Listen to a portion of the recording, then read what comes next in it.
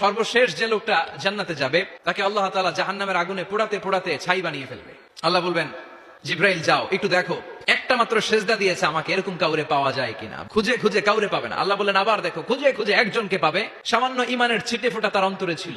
আল্লাহ বলবেন যেহেতু ছিটে ফোঁটা আছে, অনেক মায়ের খাইছে, ওকে বের করে জাহান্নাম থেকে বের করে একটা নির্ধারিত দূরত্বে রেখে দাও, রেখে দেওয়া হবে। কিন্তু জাহান্নামের আগুনের লেলিহান শিখাতে তার গা ঝলসে যাবে। সে আল্লাহর ডেকে বলবে, মাবুদ তোমার কাছে আমি কিছু চাই না, জাহান্নাম থেকে তুমি আমাকে বের করেছো, জীবন নদীর পানি তুমি আমার গায়ের মধ্যে ঢেলে দিয়েছো, আমি আবার সজীবতা ফিরে পেয়েছি, আমি তোমার কাছে জান্নাত চাই না, শুধু নিরাপদ একটা দূরত্বে আমাকে রেখে আসো, যাতে জাহান্নামের আগুন আমারে কষ্ট দিতে না পারে।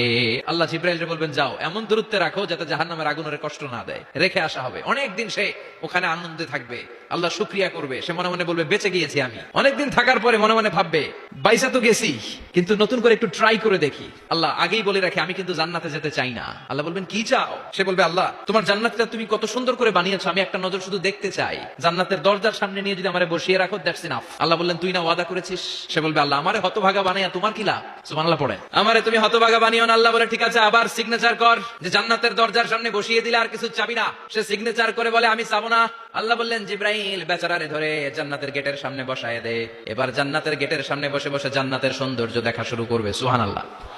ওই হতভাগা লোকটা বলবে আল্লাহ এত সুন্দর জান্নাত তুমি বানালাম, চোখ দিয়ে সৌন্দর্য দেখি, কান দিয়ে আওয়াজগুলো শুনি, হুর আর গেলমান হেঁটে বেড়ায়, এত সুন্দর জান্নাত চোখ দিয়ে দেখি, ঢুকতে পারি না, আমারে কষ্ট দিয়ে তোমার কি লাভ?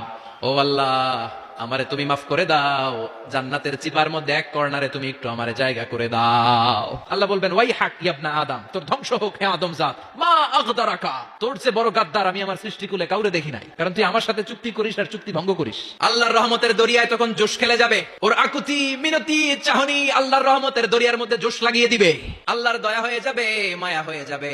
আল্লাহ বলবেন ঠিক আছে জান্নাতে যা। লোকটা এবার এক দৌড়ে জান্নাতের ভিতরে ঢুকে যাবে। লোকটার দৌড় দেখে আবার লোকটারে আল্লাহ ডেকে বলবে একটু দাঁড়া, জান্নাত তো দিছি, তো দৌড় দিলি কেন? সুবহানাল্লাহ কইবেন না?